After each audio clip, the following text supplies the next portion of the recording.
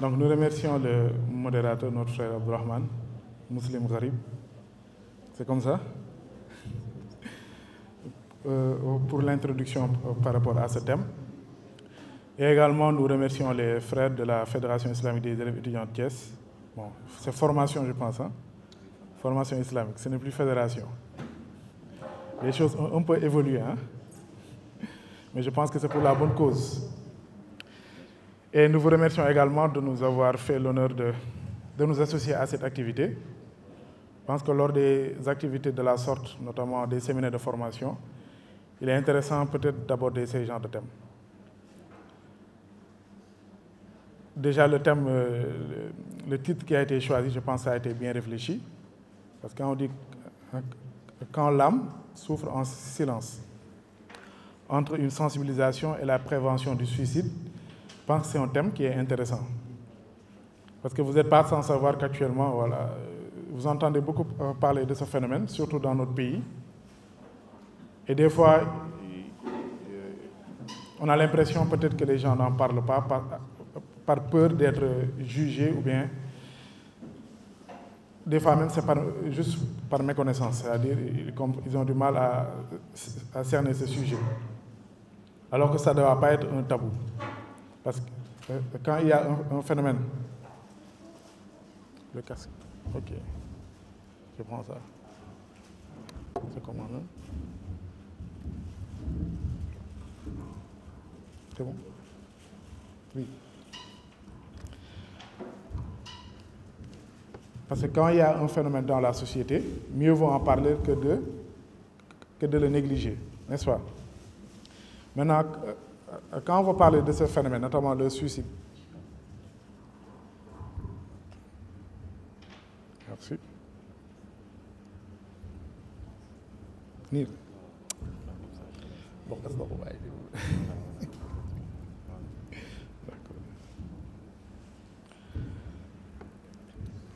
Je disais tantôt que quand on veut parler d'un phénomène, le mieux c'est d'essayer déjà de se poser des questions.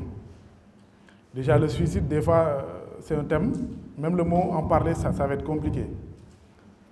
Parce que nous, en tant que musulmans, nous savons déjà que l'islam a une position stricte par rapport à ce phénomène. Et nous tous, nous le savons et nous le partageons. C'est le fait que le suicide n'est pas autorisé en islam. N'est-ce pas?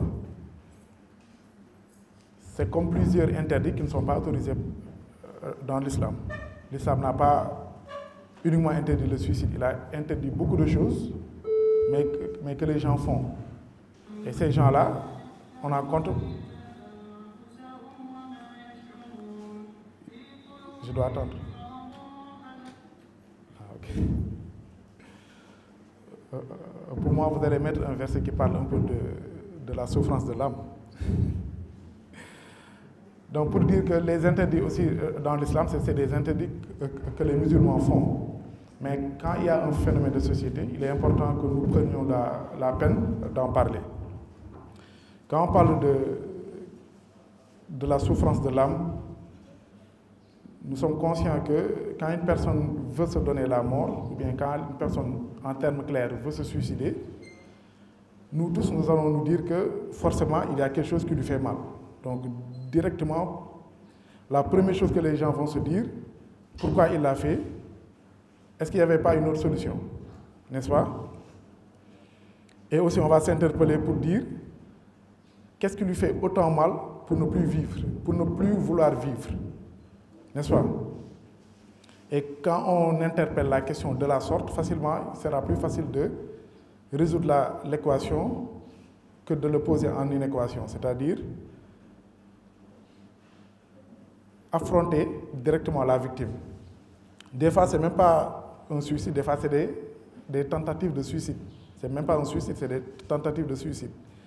Et c'est la chose qu'on rencontre le plus, c'est-à-dire les tentatives de suicide. Parce qu'on dit que dans le phénomène du suicide, chaque fois, c'est un suicide qui aboutit sur 20 tentatives. Donc, c'est un suicide consumé sur 20 tentatives. D'accord? Également, peut-être on va donner quelques chiffres dans le monde. Hein. Par exemple, en 2021, on a vu, d'après les statistiques de l'OMS, qu'il y a à peu près 727 000 personnes qui sont mortes de suicide. C'est presque, voilà, si on convertit par excès, on dira que c'est moins d'1 million de personnes. D'accord? Et on avait vu que ces phénomènes de suicide touchaient beaucoup plus les jeunes âgés de 15 à 24 ans. D'accord? Et on a également vu que la plupart des pays qui étaient concernés par ce phénomène, bizarrement, les gens disent que c'est les pays riches, mais au contraire, c'est les pays à revenus intermédiaires et limités. Nos pays en font partie, les pays de l'Afrique de l'Ouest, les pays d'Asie, et maintenant des pays, voilà, les pays riches. D'accord? Et il faut savoir qu'il y a un taux mondial sur lequel on se réfère par rapport au taux de suicide. Le taux mondial, ça se réfère à 9 habitants pour 100 000 habitants. 9 suicides pour 100 000 habitants. Par exemple, si on prend l'exemple du Sénégal, les derniers chiffres qu'on a montrent que le Sénégal, le taux de suicide est un peu élevé par rapport à la moyenne mondiale. Nous avons 9,4 cas de suicide pour 100 000 habitants. Donc ça, c'est un peu élevé. D'accord? Autre chose qui est important de savoir, c'est que le suicide, c'est un phénomène qui englobe plusieurs facteurs. Et ça, naturellement, vous pouvez être interpellé par rapport à ça. D'abord, avant de parler de ces facteurs, il est intéressant de savoir, d'après vous, c'est quoi le suicide? Si on disait de définir le suicide en termes simples, c'est quoi? Si vous avez une question ou bien une réponse, il ne faut pas hésiter. D'après vous, le suicide, qu'est-ce que le suicide? Vous pouvez vous lever et parler à haute voix. Hein?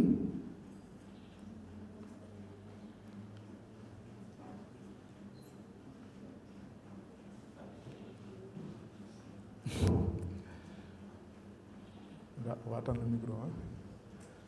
D'après vous, c'est quoi le suicide? Vous avez des réponses? Hein?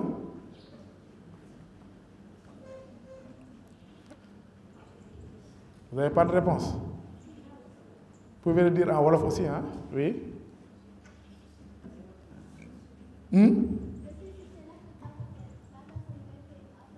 Met fin à sa vie. Très bien. Est-ce que la personne qui veut se suicider ou bien qui tente de se suicider, il est conscient qu'il peut perdre la vie en se donnant, en pensant à l'acte? Est-ce qu'il en est conscient? Naturellement, il en est conscient. D'accord? Est-ce qu'avant de faire l'acte, en principe, il est en possession, d'après vous, de toutes ses capacités mentales? Pour parler de suicide. Est-ce que l'instant bi mu koy def jàpp ngeen ni que mi ngi ànd ak xelam totalement? À Mohamed? Dans certains cas, très bien. Dans d'autres cas, oui.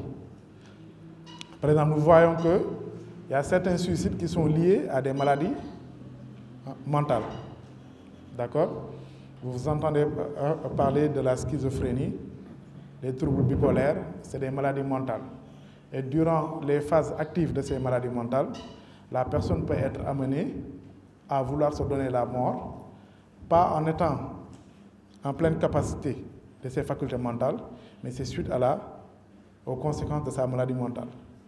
D'accord. C'est pour ça que le frère a dit dans certains cas. Il y en a d'autres, la personne ne souffre d'aucune pathologie mentale. C'est-à-dire qu'il ne souffre pas d'une maladie psychique diagnostiquée avec des symptômes et autres. Mais quand même, durant cette phase, elle peut se retrouver en situation de souffrance psychologique ou mentale. D'accord? Qui est due facilement à un facteur. Ça peut être un facteur de la vie, ça peut être des trahisons, ça peut être des ruptures, ça peut être des déceptions, ça peut être voilà, une tristesse grave, on verra. Il y a beaucoup de cas qui peuvent faire que la personne, naturellement, ne cherche pas d'autre solution que de se donner la mort. C'est pour ça que vous voyez, même dans certains cas de suicide, les gens ont tendance à faire des lettres posthumes, c'est-à-dire ils écrivent des lettres avant de se donner la mort. Des fois, on peut voir qu'à travers ces lettres que c'est des personnes qui étaient en dépression grave. Il y en a d'autres, on voit que ce n'est pas en rapport avec une maladie mentale, mais c'est en rapport avec un état de souffrance. D'accord? Maintenant, Il y a des choses aussi qu'il faut savoir. Quand on parle de suicide, c'est quand la personne passe à l'acte. Quand quelqu'un voilà, a essayé de se pendre, a essayé de se tirer une balle dans la tête, ou bien a pris beaucoup de médicaments pour se donner la mort. Ça, il est vraiment passé à l'acte et il veut mettre fin à sa vie. Par contre, il y a d'autres phénomènes qui sont les plus récurrents et qu'on rencontre le plus. Par exemple, tu peux être, par exemple, si c'est une sœur ou un frère, il peut te dire naturellement que dû à certains états de souffrance, il y a des moments où j'avais eu des envies suicidaires, c'est-à-dire des envies de suicide, même s'il n'a aucun plan de suicide dans sa tête. Il va te dire également, j'ai eu des idées de suicide parce que dû à telle chose que je vivais. Des fois, il y a juste un échec scolaire. Des fois, même aussi, c'est d'autres phénomènes beaucoup plus compliqués qui touchent des fois plus les jeunes filles. Maintenant, ça touche aussi aux jeunes garçons. Par exemple, des filles qui sont victimes d'abus sexuels dans leur famille. Par exemple, tu peux avoir une fille qui est abusée sexuellement par son oncle, son cousin, qui ne peut pas en parler, parce que voilà, soit on ne va pas le croire, ou bien on va dire qu'elle veut voilà, répandre la malédiction dans sa maison, ou bien il veut créer des conflits, alors que c'est vrai. Maintenant, ces états de souffrance-là, quand la personne n'a pas quelque part où il peut en parler, ça peut être des états de souffrance psychologique où la personne, pour ne pas vivre ce mal, veut plutôt passer à l'acte. Des fois, c'est le contraire. C'est des jeunes garçons qui sont abusés. D'accord? Il y en a d'autres qui subissent des harcèlements. Harcèlement sexuel. Les derniers phénomènes qu'on a vus, c'est les cyberharcèlements. D'accord? Des gens qui créent de faux profils sur les réseaux sociaux et qui harcèlent les gens. Ils peuvent harceler et les hommes et les femmes. D'accord? Et les gens peuvent vouloir se donner la mort suite à ces harcèlements. D'accord? Il y a d'autres phénomènes aussi beaucoup plus complexes. Des fois, c'est des problèmes, c'est des conflits dans un couple, c'est des conflits dans la famille. Ça peut créer que ces gens ont tendance à avoir des idées suicidaires. Ils te disent carrément que je veux mettre fin à ma vie parce que je ne peux plus supporter cette souffrance. Et ces phénomènes-là, voilà, ça n'épargne pas votre catégorie sociale, professionnelle ou religieuse. Ça touche à tout le monde. Que vous soyez homme, femme, jeune, adulte, que vous soyez marié, célibataire, que vous soyez musulman ou pas. D'accord? C'est vrai qu'il y a, même d'après les études, on a vu que les populations à majorité musulmane sont moins touchées. Sont moins touchées ne veut pas dire que sont moins concernées. Parce que comme on l'a dit à l'entame, dans notre religion, le suicide n'est pas autorisé. D'accord? Donc même s'il y a des cas de suicide, de mort par suicide, les gens peuvent ne pas en parler. Vous allez voir, naturellement. Quand il y a une mort par suicide, même si la famille est au courant, il peut ne pas en parler. Et ça fait défaut dans les statistiques. D'accord? Et le fait aussi que les gens veulent se suicider, ils passent par d'autres actes, parce qu'ils savent que c'est des musulmans, ce n'est pas permis par la religion. Il y a ce qu'on appelle chez nous les conduites suicidaires. C'est faire des comportements qui peuvent amener à la mort. Un exemple que je peux vous donner, c'est quelqu'un qui veut se suicider, mais il ne veut pas passer à l'acte. Il peut être, par exemple, au bord de la route et faire tout pour qu'une voiture le heurte. Quand c'est une personne qui a une maladie grave, qui doit prendre des traitements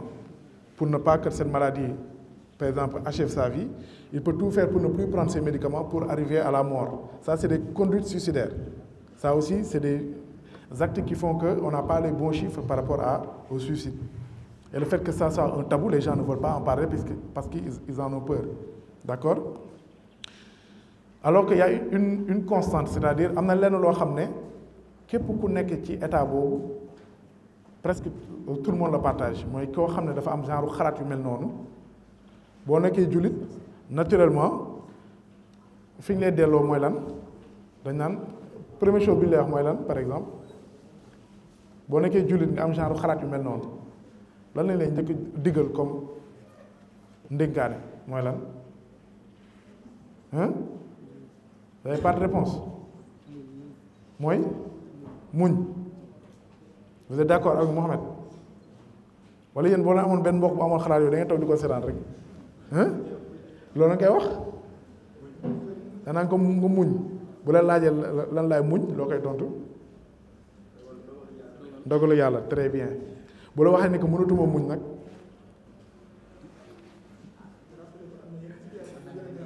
naam nga ne ko très bien c'est important parce que c'est comme ça que ça se passe nit ku nekk ci xalaat yu mel noonu question boo ko genre conseil boo ko jox rek da lay tegal beneen lay parce que fi mu nekk moo sori te des fois pour comprendre ko il faut nga xaw a jéem a bien vrai que doo ko mën mais nga jéem a nekk moom fi mu nekk pour jéem ko fay génnee parce que bokk na ci yiw yi gën a mag ci jullit mooy yonent bi nee na nga taxaw sa mbokku jullit bu nekk ci ay jafe-jafe ba kër mu ciy génn loolu bokk na ci yiw yi gën a mag ci islam donc ku mel noonu tamit première chose bi ngay éviter mooy lan nga boo ko bëggee jàppale est-ce que da ngay ñëw di ko juger waaw li première chose bi nga war a ñëkk nettoyer sa xol mooy nga def tout ba bañ ko juger ci li mu nekk parce que ku dem ba wax la ni que lii ak lii fii la ko toll xëy na yow yàlla ni mu la mayee capacité wu nga mën a dékku yenn jafe-jafe àdduna yi moom yàlla xëy na may ko wala jaar-jaaru àdduna moo tax psychologiquement day xaw a am ay faiblesse ba tax benn ci épreuve yi ko yàlla di teg day am jafe-jafe pour dékku donc kooku boo ko bëggee jàppale faw nga jéem a tolloog moom ci jafe-jafe ni mu koy dundee pour nga mën ko cee génnee mais première chose bi nga war a xam mooy kooku moom boo ko bëggee jàppale mooy waroo ko juger boo ko juger rek effort yi nga nar a def yëpp day bloqué wu parce que moom jàpp na ne que yow déjà moom ku yées la du doon effet contraire du jàpp ne yow yaa ko gënte mais moom day jàpp ne moom yées na kon ci xalaat yi mu nekk di ciy gën a suux da ngay comprendre bu fekkee dafa nekk ci état boo xam ne danaa la man fi ma toll nii moom jéematuma dara parce que jàpp naa ne que sama dund bi moom amatul benn njëriñ donc ma yemale ko fii moo gën donc boo ñëwee nga jugé ko rek kon day jàpp ne moom li mu nekk noonu dëgg la kon ndax kii moom mi nga xam ne wóolu naa ko sax li ma jàppee sama bopp moom lu ko raw la ma jàppee parce que mu ngi may catégoriser négativement donc day gën a suuxal xalaat yu ñaaw yooyu nekk ci xelam sax mbokk bi wax naa lu am solo mooy bu la waxee ne que man mënatuma muñ nga jéem ko fàttali parce que comme jullit la nga jéem ko fàttali li nga xam ne yonent yi daan nañ ko dund ban exemple ban yonent moo mës a dund jafe-jafe yu mel noonu ah bon Ayub ab lan la amoon du feebar mais am na beneen yonent boo xam ne amoon na jafe-jafe bu gën a metti boobu ba sax ñi nga xam ne dañ naan jafe-jafe yi xolu nit li mu gën a dékku ci mettit moom ni ko yàlla feeñalee ci alxuraan nit musul wax baat bu gën a mettee noonu ci xol benn épreuve bu ko daloon ak doomam Yaqub lan la waxoon mooy ban histoire Isaaram ak Yuusuf lan moo taxoon épreuve bi mu metti ci Yaqub mooy Isaa dafay feeñal ne yontu yàlla Yaqub Yuusuf yàlla da ko nattoo woon ci mbëggeel bi mu am ci Yuusuf moo tax bi loolu dalee Yuusuf metti bi day gën a diis loolu tam nag ci comprendre benn côté ni nit ki bu nekkee dafa lëkkaloo dara mu lëkkaloo boo xam ne dafa jéggi dayoo moom mbëggeel bu ëpp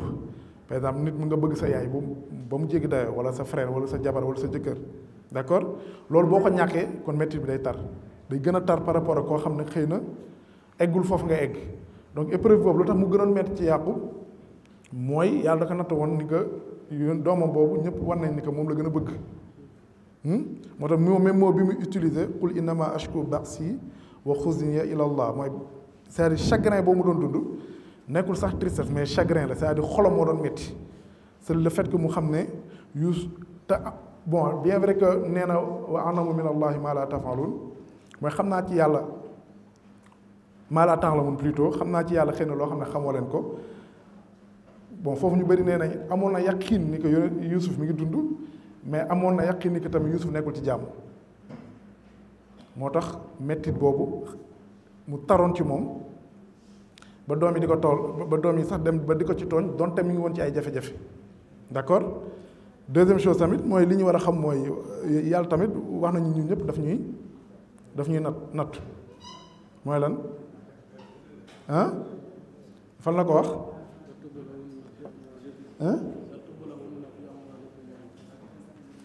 amwaalikum wa anfusakum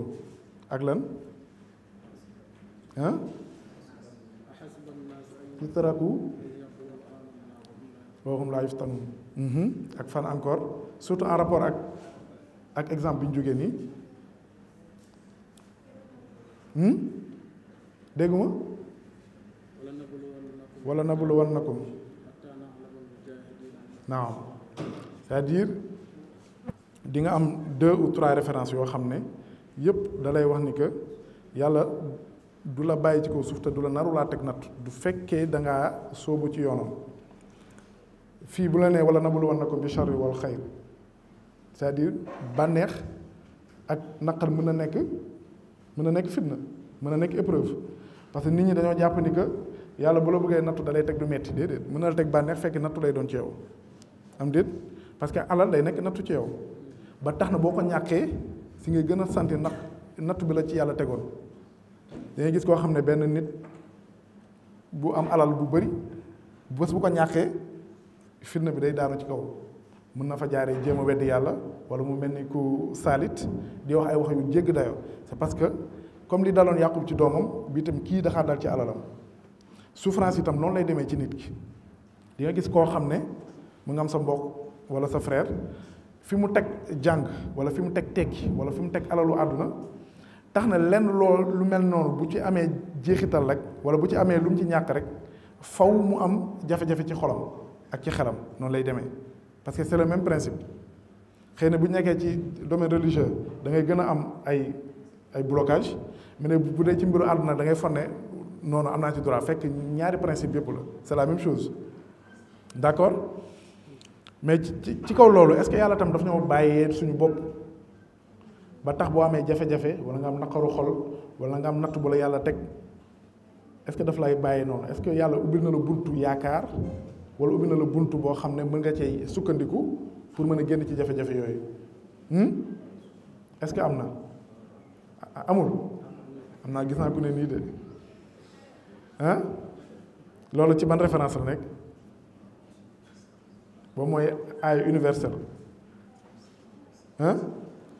moo nekk ban surat Zumar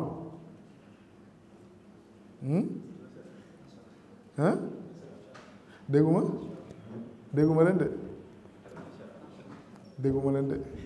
Mohamed gars yi li ñuy wax ñemewuñ dégguma surat Zumar ay yërmande bi ñu naan ay yërmande fa la nekk quoi asrafu ala anfusihim laa taqnatu min rahmatillah naam parce que laa taqnatu min rahmatillah moo lay bokk na ci li nga xam ne bokk na ci nit ki li nga xam ne war na cee sukkandiku pour bañ a jeexal ay solution yi muy utiliser pour génn ci jafe-jafe nekkul yaakaar booy wekk rek ci yàlla mooy mais yàlla dafay foofu buntu boo xam ne fekk yàlla moom décidé wul jël sa bakkan ci coobareem amoo benn raison découragé pour essayer ay solution donc buntu boobu même bu ñu nekkee ci thème bi buntu boobu day ubbi foofu c'est-à-dire nit ki amul jafe-jafe fu muy toll ci kaw suuf fekk yow gëm nga yàlla wóolu nga ko yaakaar nga ko te xam nga ni que yàlla moom moo matal lépp te xam nga ni que yàlla subhanahu wa taala am na solution ci bépp jafe-jafe buntu boobu day tax doo ko mës a tëj loolu bokk na ci li nga xam nit ki da ko war a sukkandiku pour genre phénomène yooyu bu koy dugg mu xam ne yàlla subhanahu wa taala forcément am na solution loolu tamit dafa bokk ci li nga xam nit ki da ko war a xam d'accord léegi bu ñu ñëwee ci bon loolu ay quelques références rek pour ñu xam ni que déjà première chose mooy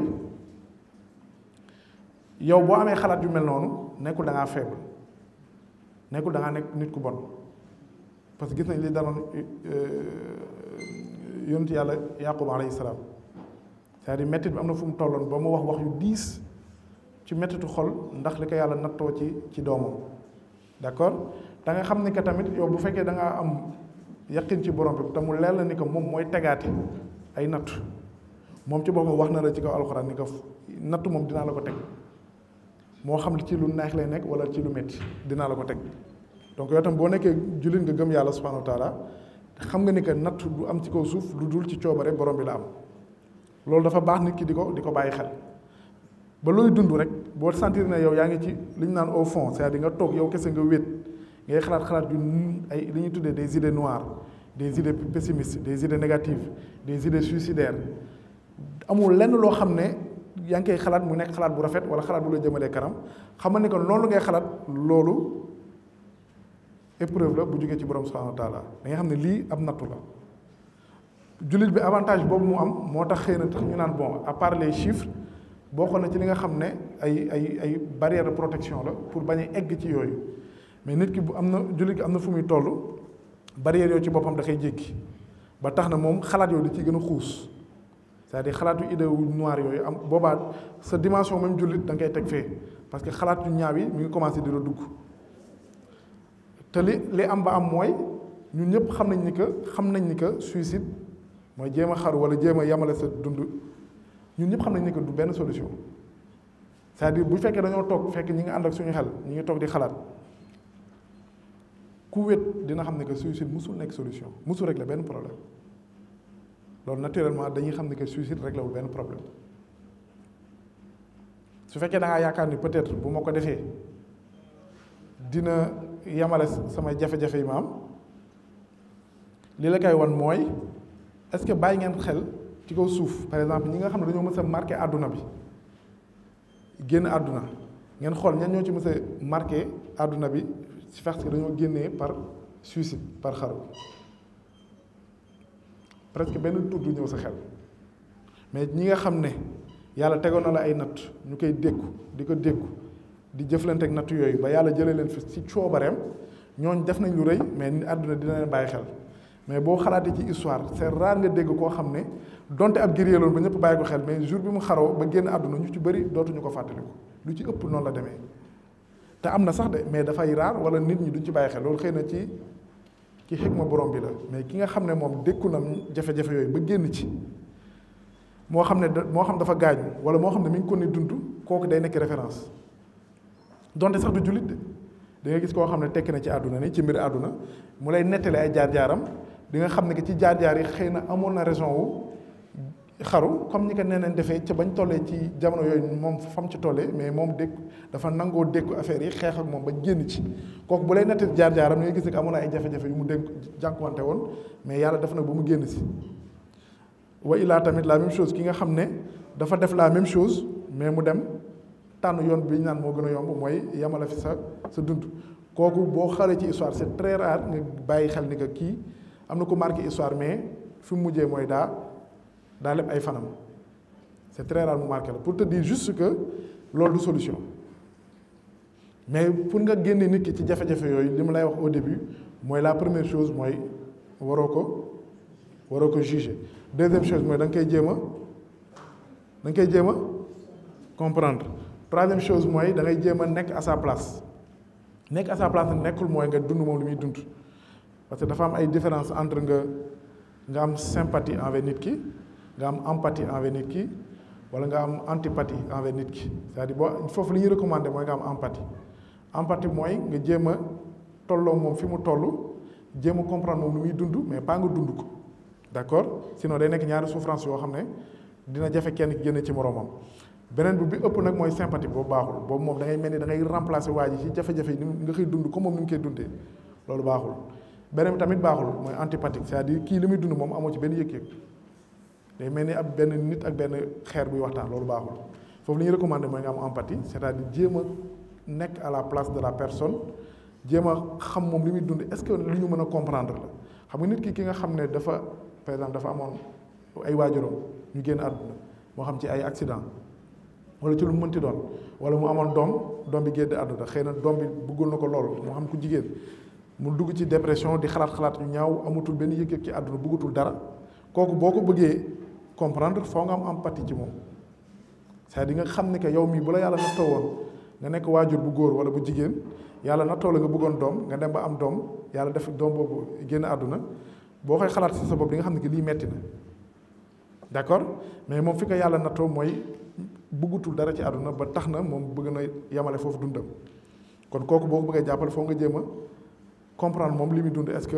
lu yanu maanaa la wala lu yanul maanaa d'accord parce que des fois booy juger nit ki foofu nga xëy gën a lii moom jaru ko lii moom jarul xaru lii moom vraiment nit ki jaru ko non non boo ko bëggee jàppale il faut nga jéem a yamale nga jéem a yam moom fi mu yam d'accord beneen chose également bu ñu war a bàyyi xel ci phénomène boobu mooy yow boo nekkee ak nit ngay dund ak nit moo xam góor nga wala jigéen wala nga nekk sa biir say digg moroom wala say digg xarit des fois nan ngay bàyyi xel ki nga xam ne mi ngi ci ay souffrance psychologique c'est-à-dire na ngay xamee ni que kii vraiment mi ngi ci ay jafe-jafe des fois du jafe-jafe xaalis des fois du jafe-jafe yaram mais da nga xam ne lii kii xol bi mi ngi metti wala mi ngi am jafe-jafe ci au niveau psychologique d'accord est-ce que signes yooyu des fois ñun dinañ ko bàyyi xel parce que souvent dina nekk koo xam ne daana nekk ku actif mu jéeg saa yi commencé calme wala mu commencé beru bu doon ñëw même activité yi sax day def tout pour bañ a ñëw activité parce que instant xalaat yu noir yi mi ngi koy commencé dugg bëggatul am benn interaction ak kenn day préféré mu isolé wu mu doon nekk moom kese lépp loo xam ne day nekk jëflante yoo xam ne da koy andi ci nit ñi day def tout ba éviter ko des fois sax dina dem ba toll foo xam ne du bëggati sax toppatoo boppam mën na yeew du nangoo sangu du nangoo sol yére lekk bi da koy wàññi bu baax a baax des fois c'est le contraire mën na lekk bu ëpp parce que souffrance bi noonu lay feeñee ci moom des fois mën na nekk koo xam ne day faral di beru toog wala yenn saa yi ñu faral di bouger lu bëri di dox di xalaat d'accord des fois mën na toog di jooy te fekk kenn du xam lu tax muy jooy fekk moom li muy dund moom xam na ko du ko mën a wax mais li mu war a wax yëpp mi ngi koy jooy loolu day nekk naqaru xol d'accord des fois tam mën nay nekk li ñu tuddee mooy humeur am day commencer changer rapidement bu nekkoon Abdourahmane ñu xam ne dafa neexoon deret mu commencer naqari deret boo xam ne kenn xameewu ko ci moom c'est-à-dire caractère yi day changer day naqari xol bu daan jégali dara bu daan faral di jégalaate dara du ko nangoo di jégale boo ko tooñee benn mu tontu la fukk comme ni ñu koy waxee da ngay gis ne humeur am day changer complètement nga xam ne kii vraiment am na lu commencé soppeeku ci moom souvent nag foofu nga war a commencé di ko bàyyi xel di jéem ko approché jéem a waxtaan ak moom parce que lu ci ëpp ci même phénomène suicide yi lu tax mu xaw a changé léegi par rapport ak suñu dund ni Afrique mooy nu ñu daan dundee yu bëri léegi dafa commencé changer c'est-à-dire ni ñu daan amee vie familiale daan bàyyante xel boo gëj a gis kenn dem seeti ko wala déggante yooyu dafa commencé soppeeku parce que dañoo commencé di urbaniser suñu dund mooy dañuy jéem a limiter interaction yi ak nit ñi jéem a beru loolu tamit c'est pas sans cause mooy daa am lu ko waral parce que nit ñi léegi amatuñu li ñuy tuddee kóolute ci nit ñi da nga naan kii nii su ma ko Abdourahmane su ma ko waxee dara tey suba mu wax ko Mouhamed te kóolute dafa bokk ci critère jullit bu wóor mooy nit koo xam ne kii dafa am discrétion boo ko waxee dara da koy denc ba fu mu nekk wax ne dafa wóor wax ne lii mu leer na man su ma demoon bay sangoo suuf Abdourahmane bu ma ko dénkee lii moom su ma nee bu ko kenn xam kenn du ko xam mais léegi nit ñi si seen entourage souvent dañuy xaw a manqué loolu boo ko waxee kenn suba mu dénkaane ko keneen comme li Oustaz Niang Mbaye doon wax da ngay am sa problème mu sëy nga ne xaama wax ko sama xarit bi mu koy wax kii nekk xaama wax ko ba problème yi ñëwaat sa biir nopp sa biir kër fekkaat la fa te yow kenn rek nga ko waxoon souvent nag loolu phénomène yooyu dina tax nit ñi léegi dootuñu am trop kóolute ci ñi leen wër moo xam seen i xarit nañ moo xam seen i parents loolu tam tax na ñu bëri bu ñu amee métti duñ ko nangoo wax d'accord autre chose mooy aussi dañuy bañ a juger leen parce que nit ragal na am ay xalaatu yu mel noonu ay xalaatu suicide ay xalaatu jële sa bopp ci kaw suuf ragal ko wax nit parce que danaan waa lii moom yan mu maanaa parce que bu ma ko waxee dañu may juger dañ naan kii moom dafa daif wala iman bi wàcc na te fekk iman buy wàcc loolu ci jullit la bokk yazid wa yanqus day yëg di wàcc loolu moom mënoo ci dara période bi muy wàcc am na koo xam ne ci beneen anam lay feeñee ci moom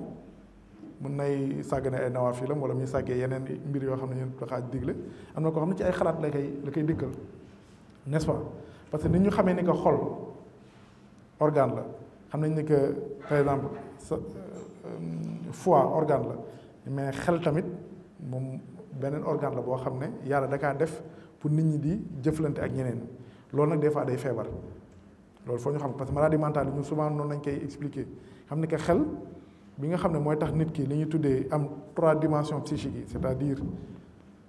le fait de penser mooy xalaat le fait d'avoir des émotions mooy yëg ak le fait d'avoir des comportements mooy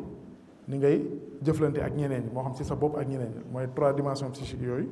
loolu li koy téye mooy xel boobu nag yenn saa yàlla day def mu feebar yooyu nag ñuy tuddee ñun les maladies mentales bëri na façon nag quoi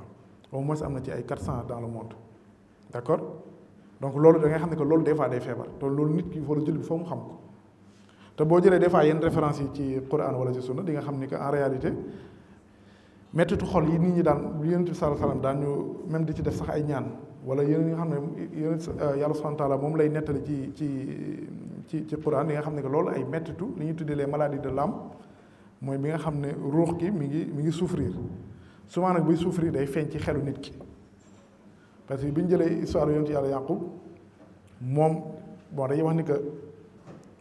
feebar bi ko pas feebar mais jafe-jafe xol bi ko daloon mi ngi ko daloon ci mi ngi feeñee ci moom ci nan ci tristesse émotion la xam na ñun ñëpp dañoo am ce qu'on appelle les 6 émotions de base ñun ñëpp dañoo am des émotions primaires ñoo ko bokk ñun ñëpp amul kenn ku amul 6 émotions yooyu mooy la joie la tristesse la colère le dégoût le plaisir le bonheur yooyu yëpp ay émotions de base la moom nag bi ko daloon c'était une tristesse moom léegi nag émotions yooyu dafa am na ñuy tuddee les émotions complexes émotion complexe mooy émotion boo xam ne da lay dikkal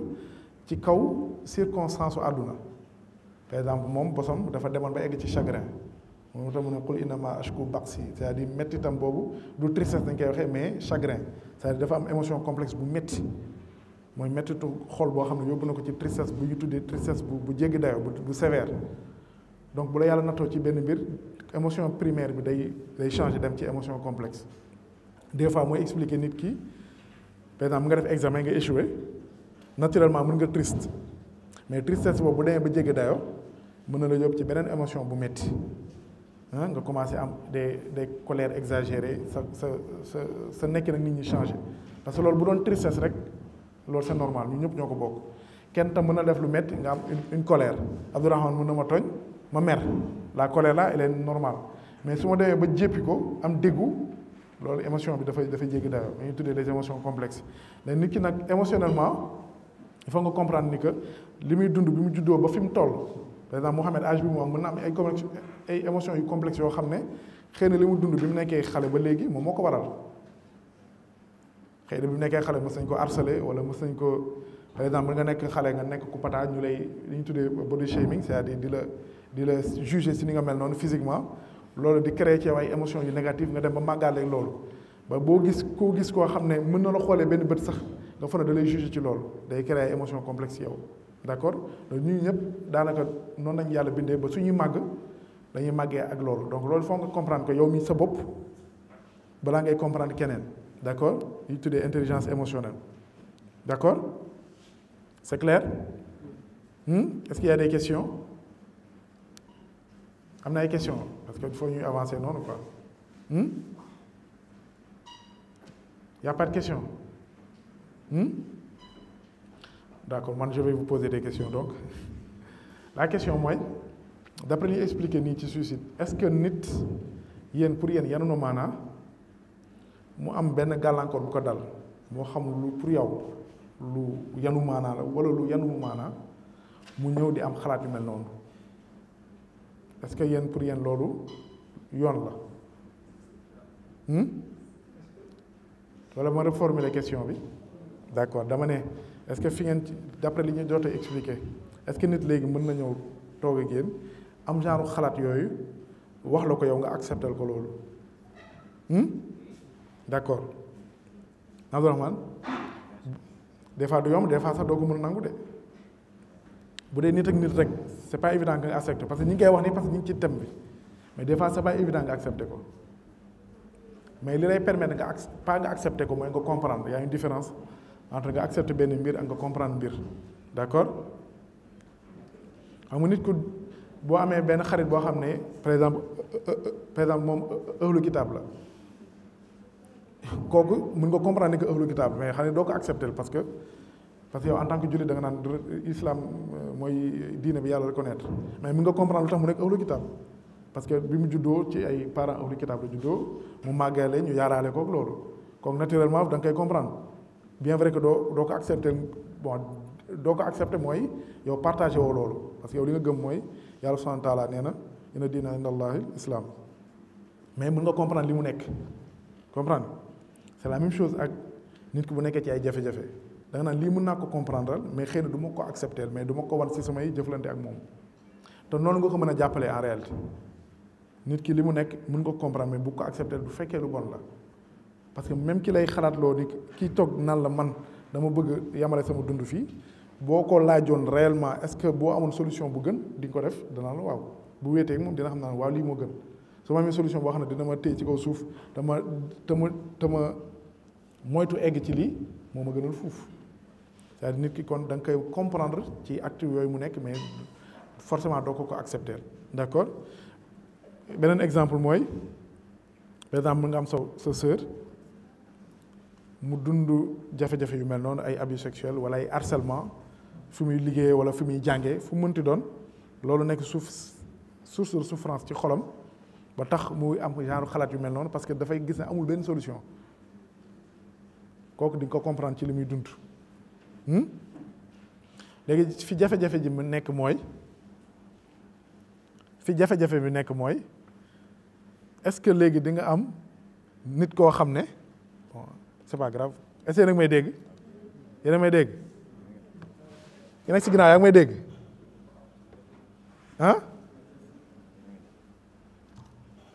ah kon bii baax na d'accord bàyyi nii léegi fi jafe-jafe bi nekk mooy xam nga genre thème yi bu ñu koy def c'est pour yow après xëy na boo fi génnee nan nga mën a changer yu bari ci yow ak sa entourage. parce que phénomène bi bon boo na xoolee récemment am na kenn ku mës a dal ci étudiants yi bon du kenn sax ñaar ba ñett ci at bi mu commencé ba léegi te li ci metti mooy ay nit yooyu dundal la ay nit yoo xam ne yéen a xëy na sax yéen a bokk chambre mi ngi xalaat yu mel noonu mais yow doo ko bàyyi xel wala moom tamit am na jafe-jafe pour wax la ko ba tax mu xalaat ni solution boobu mooy bi gën parce que nit bu demee ba nekk ci dynamique wu egg foofu li ñuy tuddee day am lu ñuy tuddee un plan suicidaire mooy day xalaat sax nan la koy defee nit ki bu eggee foofu moom mooy fi mu egg sës na day am plan da koy xalaat ni que nii ak nii laa koy defee te bu koy def du xalaat solution du xalaat éventualité ni que mën na cee mucc comprendre c'est-à-dire léegi nan ngay def ba nit ki wala ñun nan nañuy def ba nit ki ba nga xam ne bu nekkee ci jafe-jafe yooyu ba commencé di ci xalaat est-ce que am na possibilité ñu faire ko revenir à la raison d'accord. des fois li koy gën a yombal mooy nit ki nee nañ boo leen bokkee jàngoro pour faj ko day yomb des fois di nga ñëw nit ki di la dénk xalaat yu mel noonu fekkee yow mosoon nga ko amam xalaat yu mel noonu parce que yàlla nattoo woon na la ay épreuve yu mel noonu wala lu xaw a nduróog loolu ba tax na yow ay jamono nekkoon nga ci jafe yooyu ba xalaat ko sax ay yoon ba yàlla muccal la ci mais yàlla bi mu la ciy muccal nekkul da ngaa toog di seetaan de est-ce que da ngaa toog di seetaan déedéet yàlla bi mu la ciy muccal def nga ay effort yan façon effort la woon est-ce que da ngaa jéem a def tout ba dellu ci sa borom est-ce que da ngaa nangu ndogalu borom bi est-ce que yàlla wërsëgal na la nga am ay xarit wala ay am di jàmm wala say mbokk ñoo bokkal deret yoo xam ne approché nañ la bàyyi lañ la xel ci jafe-jafe yooyu nga doon dund ba waxtaan ak yow ba delloo si la est-ce que facteurs yooyu dafa daje des fois du yomboy nag ci nit yi dund yooyu phénomène yooyu bu ñu koy dund daanaka loolu yëpp lu ci ëpp day manqué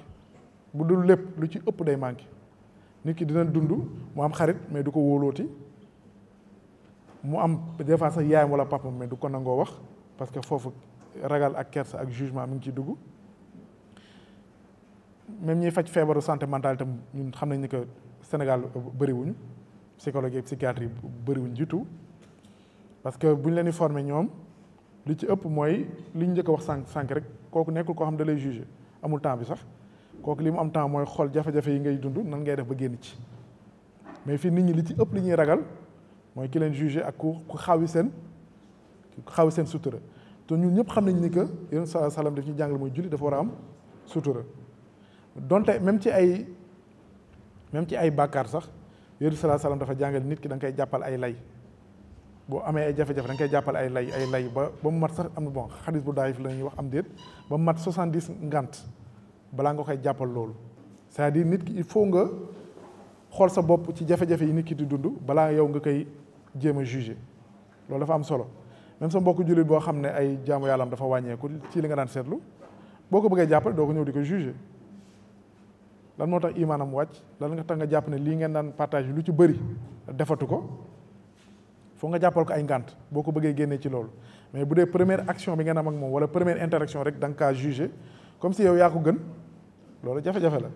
parce que li muy dund ni xamoon ndax fii ak ay at yàlla dina yóbbu ci nattu boobu ba yow sax ngay dem ba am gàcce ci sa bopp ne lii de mosu moon xalaat ne naa ci egg te pourtant yàlla nattoon na mu ne xëy na kii ma doon juger instant yi maa ko yées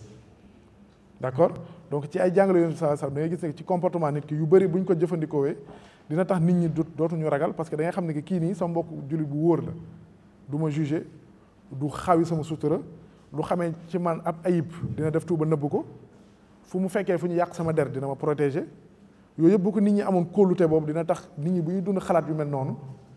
du ñu am benn kersa ci dénkaane ko wala waxtaanee ci wala demander koo xam ne mën na leen cee jàppale d'accord loolu c'est important beneen point bi nga xam ne bëgg nañ ci àddu mooy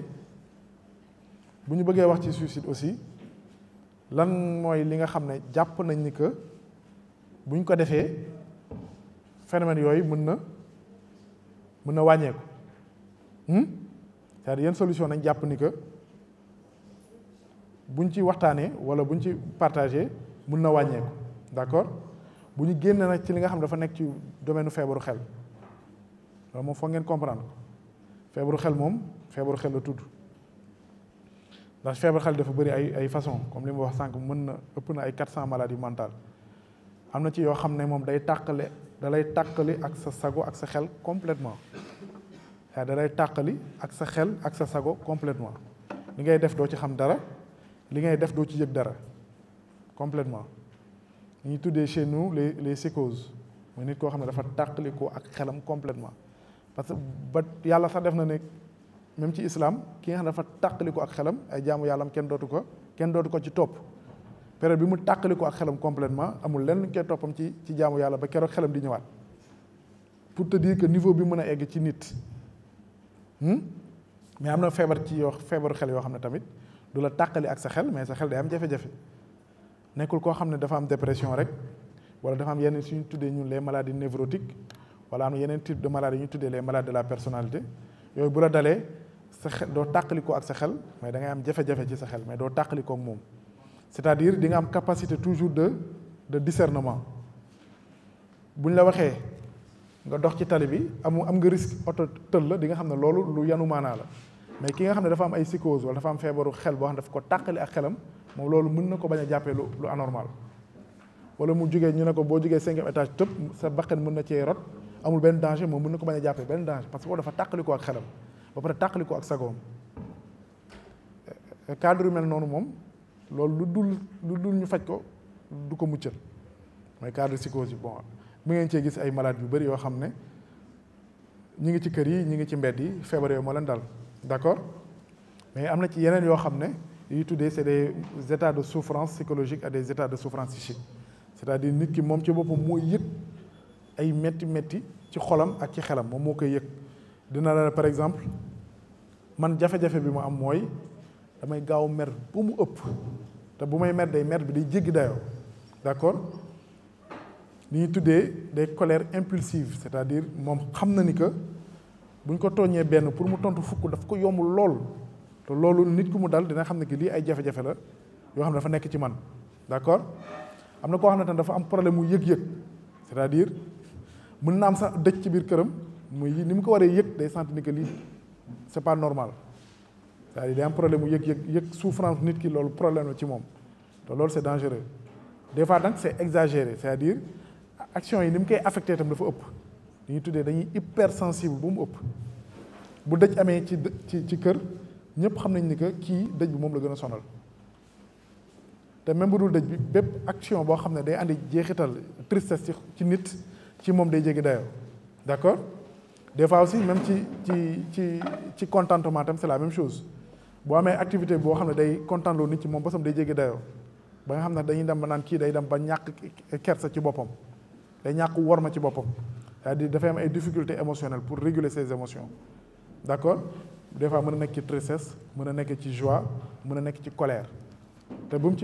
ci mënti doon rek day andi une personne boo xam ne dafa impulsive loolu nit ku mu dal moom dina ko xam loolu mën na defal bilan boppam xam ne que man nii laa mel yooyu nag day andi état de souffrance psychologique boobu nag c'est tout le temps fait différent ak première partie bi ñu doon wax yi nga xam ne da lay tàqali ak sa xel d'accord li ma bëggoon laaj mooy est-ce que li ñu jot a wax ni am na ñoo xam ne dañoo jàpp ne que loolu daf leen dal ah souvent ku mu dal tam du ko nangoo wax ah Mohamed ah yenn jafe-jafe yi ñu wax ci régulation émotionnelle wala jafe-jafe yi nga xam ne day nekk sa xol ba nga xam ne que man nii laa mel damaa soxor nit dina xam ne que dafa soxor c'est-à-dire pour mu yéene nit lu bon daf koy yomb mun na ko bañ a wane nag am na ñoo xam ne dañuy egg ci ba wane ko wala ba jëfee ko mais da ngay toog nga xam ne man dama soxor c'est-à-dire ma xool nit yéene ko lu bon daf ma yomb parce que loolu am na c'est les maladies de l'âme réellement wala nga nekk ku jaloux da ngay iññaane nit dara parce que iññaan ay mots yoo xam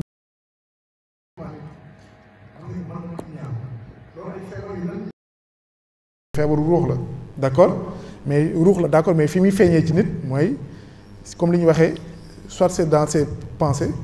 ni muy xalaatee wala dans ses émotions ni muy yëgee mbir yi wala dans son comportement ni muy comporté wu ak nit ki d'accord donc loolu yow boo ko bàyyee xel di nga xam ne man bu ma yàlla wërsëgalee dara pour ma partager ko ak nit dafay jafe ci man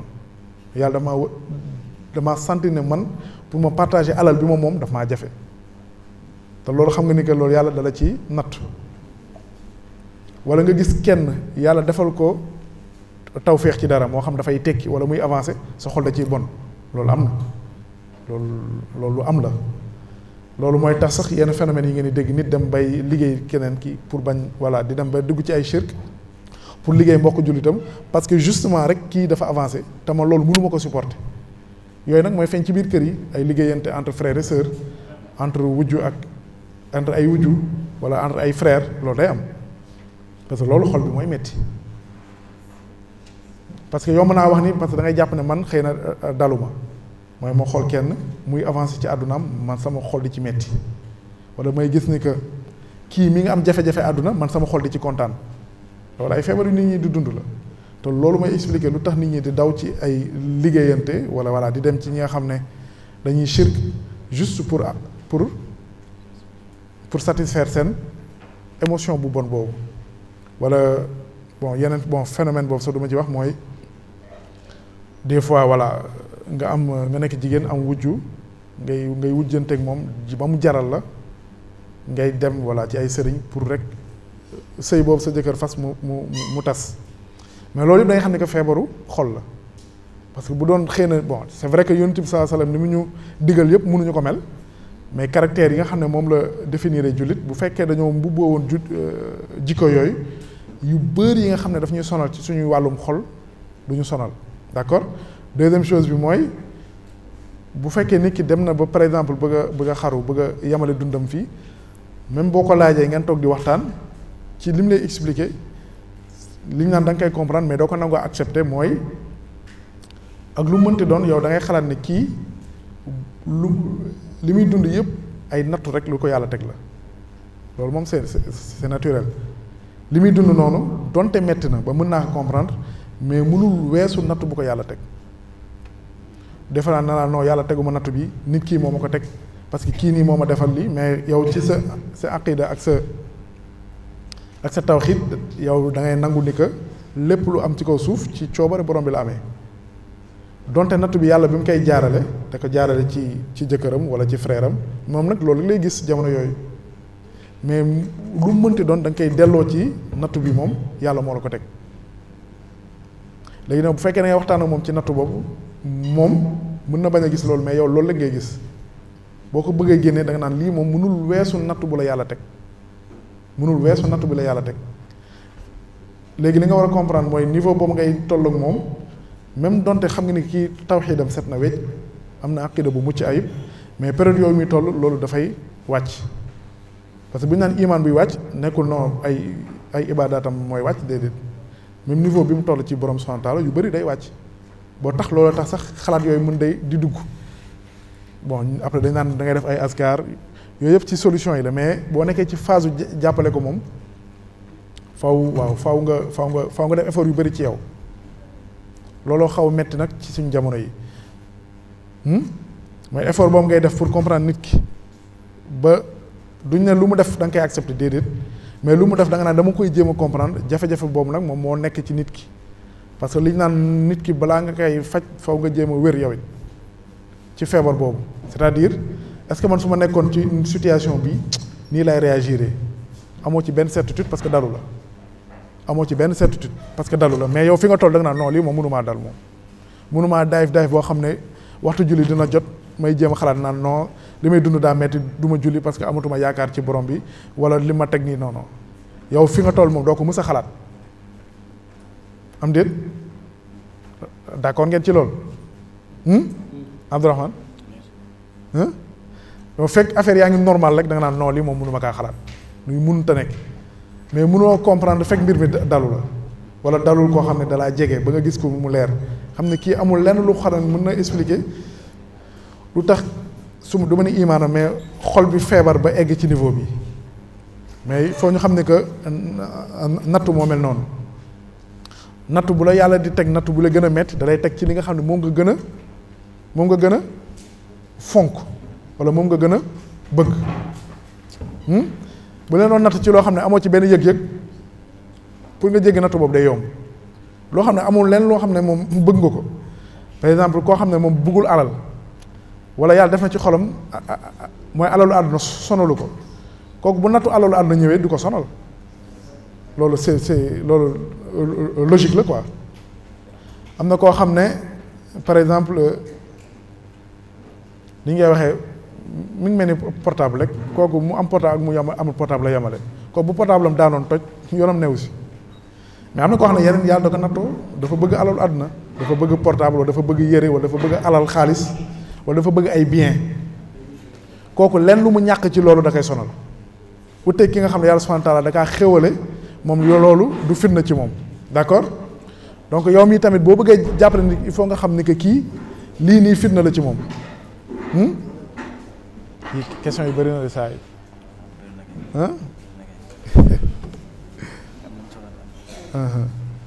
d'accord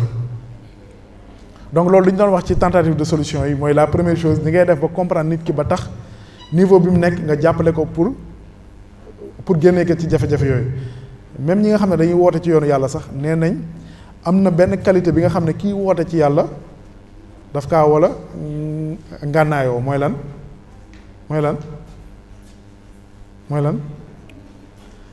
benn qualité boo xam ne yow booy woo nit ci lu baax wala ci yoonu yàlla yow qualité boobu da nga ko war a mooñaale sa bopp mooy lan première chose mooy lan mooy à part muñ am na moo jiitu muñ sax mooy yërmande nit ki moom boo ko bëggee woo ci li nga jàqaane moo baax faw nga yërëm ko boo ko yërëmul rek doo ko mën mooy yërëm bi mooy nga xam ne que kii nii ci li mu jëm nii ñaanoo ko yàlla subhanahu wa taala mais bu ci muccul mun na ko ne yaay jafe-jafe keroog yowmal qiyaam yëg-yëg boobu boo ko amee ci nit rek faw di nga ko yërëm parce que amoo benn yéene ci nit ki mujjee fu bon donc yërëm boobu mooy tax après muñ bi soog a ñëw boo ko yërëmee après di nga mën a muñ am déet c'est comme ñaar ñu bëggante rek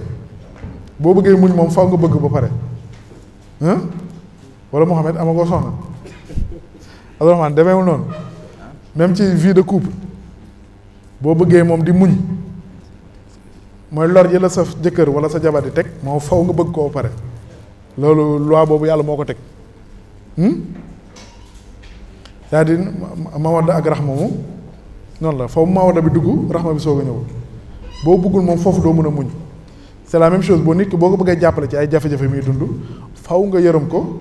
boo bëggee muñ après jafe-jafe yooyu nga xam ne dafa aju ci yoon boobu nga ko bëgg a woo d'accord est-ce que baax na parce que damaa gis fi ay questions yu bari te par rapport ak temps bi ñu dese nii faw ñu jëm cee xool tuuti baax na est-ce que am na koo xam ne bëgg na poser question directement pas feuille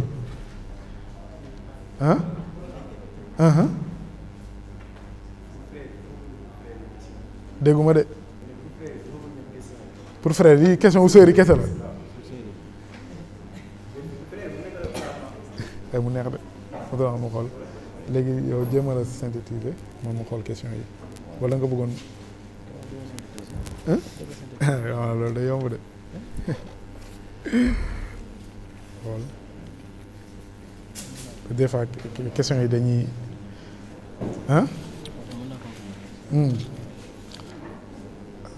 Abdourahmane neen du jëlaat parole bi quoi donc ñu jéem a xool yenn question yi parce que des fois moom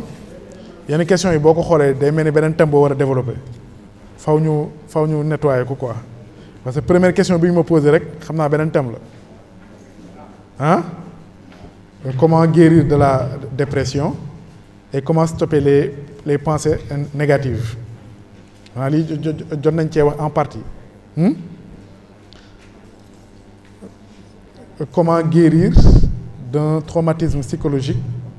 sur le plan religieux sans pour autant avoir recours aux médicaments ou aux antidépresseurs ça dépend de waaw moom faj bi moom foo mu laaj nga laal ay garab. Pouvez-vous parler de l'hypersensibilité chez la personne bon moom chez la femme la wax man duma oustaz de ki naan ma yaa oustaz. J'aimerais savoir comment sortir lorsque parfois notre tristesse ou notre colère est causée par les gens de notre entourage. lu tax mu koy lire nii parce que des fois thème yi boo ci wax nit ñi duñu bëgg a jël la parole fekk li ngay wax ni ñoom ci loolu lañu war a wax en réalité am déet Mohamed gars yi dañuy ragal dañuy ragal ku leen juger quoi nañ naan man xalaat yi may am nii mbokk yi bu ñu xamee ne dama kaa am dina xaw a doy waar de xam na nga wax ni que sama biir day metti wala sama bopp day metti moo gën a yomb wax ni que dama am genre xalaat yu mel nii am déet. Quel conseil donneriez-vous à une personne qui a subi un événement terrible et qui n'arrive pas à le dire à personne, même à ses proches? Parce que souvent ces pensées reviennent la plupart du temps. Comment aider une personne qui a profondément mal mais ne comprend pas ses émotions? Est-ce que beaucoup pleurer est un signe de faiblesse? Des conseils pour celles qui souffrent de la perte de l'estime de soi et une dépendance affective. Comment lutter contre le désaccord? Je vis mal quand on me refuse quelque chose. Question boo ko liiree da ngay bëgg reetaan parce que bu ñu naan jugement wala préjugé c'est naturel quoi c'est-à-dire boo déggee dara pour nga am ci préjugé dafa yomb te préjugé bi souvent da ngay am tendance di ñàkkal fayda li la nit ki di wax parce que kii nii boo la ne dama am jafe-jafe pour nangu loo xam ne mooy pour lutter contre le désaccord c'est-à-dire bu ma waxee dara kenn bañ cee d'accord rek dama koy dund mal c'est-à-dire moom xam na ni que lii nii baaxul de un mais xam na ni que lii daf cee war a génn am na ñoo xam ne boo leen waxee dara wala bu ñu waxee dara nga d'accord ci rek dañ koy dund difficilement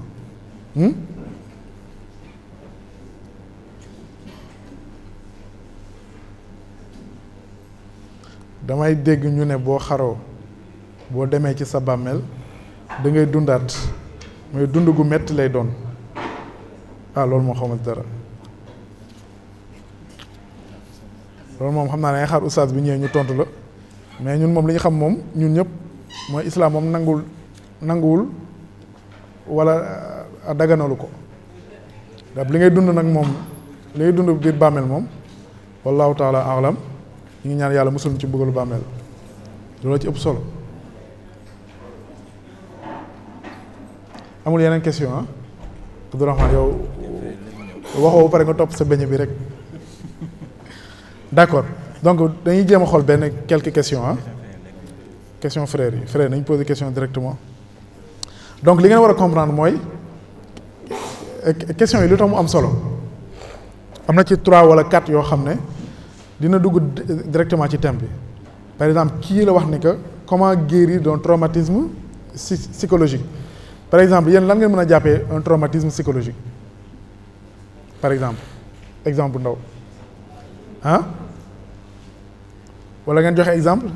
xanaa question yi li muy bëri ma ngeen joxe exemple léegi traumatisme psychologique lan la mën nekk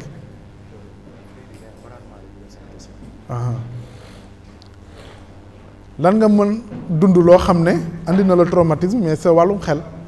xam nga def accident nga am un traumatisme physique sa tànk damm wala sa nga am ci laago mais accident boobu mën naa andi un traumatisme psychologique ba tax na quelques mois après quelques at après accident boobu nga xëy li ñuy tuddee ngay dund état de stress post-traumatique état boobu boo ci nekkee da ngay mel ni accident bi da nga koy dund comme ni nga ko dundee woon di am même réaction yi nga amoon bi accident bi di am da ngay jékki saa di yuuxu wala nga jékki saa di ki mel ni ki gis mooy oto bi la tëloon même chose ngay dund mais en réalité pour yow lii lu réel la ba tax di nga am ku la gis day jàpp ne da ngaa tàqali ko sa xel loolu c'est normal noonu lay jàppee koo xam ne da nga jékki saa yuuxu mu ne la maa ngi gis oto bi ma gisoon il y a 2 ans di ko gis réellement comme ni may gisee Abdourahmane nii donc loolu lu mën am la ay traumatisme psychologique la am na koo xam ne ay violence yu mu dund temps xale wala maltraitance mën naa di ay traumatisme psychologique d'accord léegi nit ki dina ko dund durant son enfance wala son adolescence mu am ci jafe-jafe ba ni mu màggee nekk mag un adulte wala un jeune d'accord loolu il faut ngeen comprendre ko ah. Deuxième chose bon damay boole question yi nga xam ne des fois ñooy ndiroo comment aider une personne qui a profondément mal mais ne comprend pas ses émotions des difficultés d'expression des signes de faiblesse c'est-à-dire nit ki dina am lenn lu mu dund lu métti loo xam ne da ci am c'est comme benn góom bu wéragul wala cicatrisé gul loolu day am di nga gis par exemple kenn yàlla mën na ko natoo ci jaar-jaaru dundam am na koo xam ne feebar bu métti mën na ko dal am na koo xam ne yàlla mën na ko natoo par exemple mu ñàkk ay waajuram am na koo xam ne yàlla mën na ko natoo natt yu bëri na façon mu dugg prison par exemple ci coobare borom loo xam ne defu ci dara kooku yàlla mën na ko may wërsëg mu génn ci c'est-à-dire benn góom la mais li ñu tuddee c'est une plaie mentale c'est-à-dire dafa am góomu xel mais yàlla def ba góom boobu dem ba cicatriser wu mu mucc ci mais am na koo xam ne yàlla wërsëgulu ko loolu mën na dund prison mu dund fa traumatisme bu doy waar boo xam ne bu génnee li ñu tuddee mën na am li ñu tuddee les psychoses carcérales mu am feebaru xel boo xam ne ci prison bi la ko jëlee wala mu dund état de stress post-traumatique boo xam ne traumatisme bi mu dund ci biir prison moo ko waral donc loolu mën dal nit la te loolu foo nga xam ko parce que structure yi nga xam ne mooy tax yàlla may la nga mën a dékku jafe-jafe yooyu yamalewu ko ki nga xam ne yow bu ko màttee facilement mën na am sibiru paludisme am na keneen koo xam ne yow mën na ko màtt du ko dal donc nit ñi noonu la demee ci wàllum xel tam c'est la même chose ni la yàlla di wërsëgalee lii nga mën kaa dékku il faut xam ni que tamit keneen yàlla wërsëgalu ko loolu ba tax na loolu mën na ko sonal ba andi ay moom ay jafe-jafe xel kii wax tamit ci hypersensibilité c'est la même chose c'est-à-dire kooku ni muy yëgee émotions yi dafa jéggi dayoo bu ko amee benn natt bu ko dal bu dee dafa war a triste ni muy triste dafay jéggi dayoo wala boo amee benn xarit mu def ko trahison wala mu am conflit ak moom ni mu koy dundee dafay jéggi dayoo donc loolu ci trouble émotionnel yi la bokk loolu lu ñuy faj la d'accord te bu ñu nee lu ñuy faj la il faut pas nga jàpp ni que feebaru xel la parce que feebaru xel yi fi dee ci wolof ñun fii ni ñu ko jàppee li gën a yanu maanaam mooy ki nga xam ne dafa tàqali ko ak xelam nga xam ne kii dafa am feebar bu ci wàllu xelam boo xam ne dafa tàqali ko ak xelam ak sagoom mais yii ni ñuy expliquer nii tamit ay jafe-jafe la ci xel mais eggul ci feebar boo xam ne da lay tàqali ak sa xel mais da ngay yëg ni que lii ay jafe-jafe la comme ni ñu ko bindee nii ci question yi da nga xam ne que kii li muy wax nii lu muy yëg la lu muy dund la donte mi ngi koy andi jafe-jafe comme question bi gën a simple rek ki la ne suñu nekkee ci par exemple mën ngeen def même ay shura ay réunion bu waxee avem kenn jëlu ko en compte mu koy métti loolu nit mel na nit day mel noonu mu ngeen nekk classe wala ngeen nekk amphithéâtre prof yi posé benn question nga joxee réponse mais réponse bi d'après prof entre guillemets réponse bu bête la ni mu lay tontoo mën na la métti ak ci ay anam yu bëri boo jëlee exemple mel noonu ci anam yu bëri mën na la méttee noonu mais loolu yëpp da ngay xam ne que lii nii ay jafe-jafe yu nekk ci man la yu mu war a faj parce que nit moom mën na la wax lu la métti mais mu dem ba affecté la ay weer ay at wala dem ba boo xoolee nit kooku nga am ci moom waaw réaction bu métti wala nga mel ni ku ko jéppi nga xam ne que yow war nga defaraat sa bopp quoi nekkul da ngaa yow yaa bon mais émotion bi ni mu la affecté baaxul am déet très bien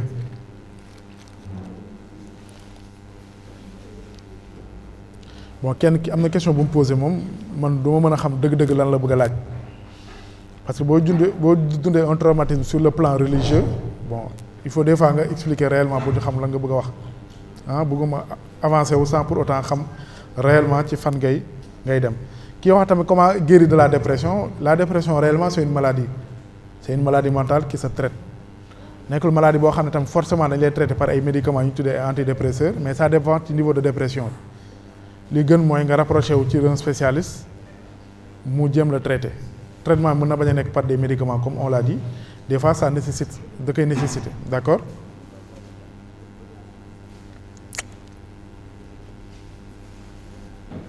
ki nga xam ne dafay dund ay événements yu métti muy ñëwaat ci xelam ci ay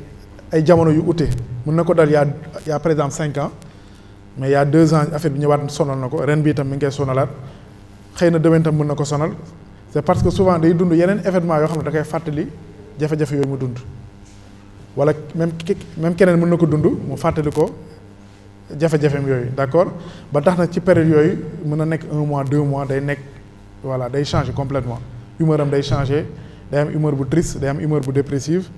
ba tax du am jàmm d'accord yi moom question bi xóot na de question bi moom xam naa ñun ñooy tontondoo quoi Oustaz Baba Mohamed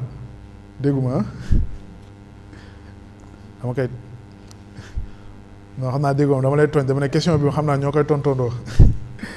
dama ne comment être sincère envers Allah et avec les personnes et comment par exemple tu te sens lii moom mënu ma ko lire de lii bindu médecin la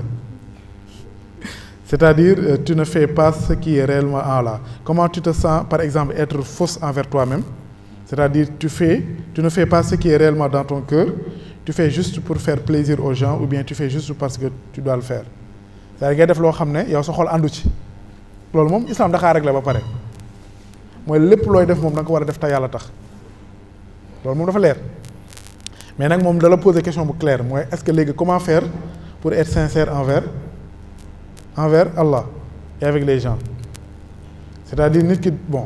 ñun des fois dañuy jànkuwanteel yenn situation yu mel noonu exemple bi gën a leer mooy jigéen mën nañ ko maye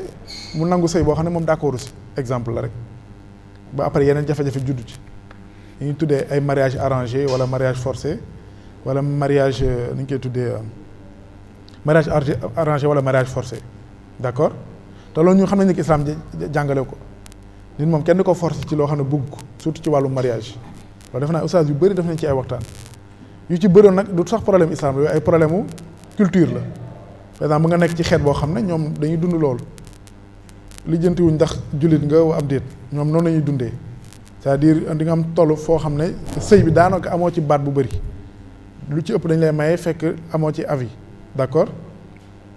donc kooku loolu mu def da ko defoon parce que da doon bañ problème mais après mën na jur yeneen wàll mais loolu bon loolu exemple bu rëy la quoi mais exemple yu ndaw yi ñuy wax nii mooy sa diggante sa jëflante ak nit ñi nan ngay def bay def li nga xam ne da ngay def tout ba nga xam ne li ngay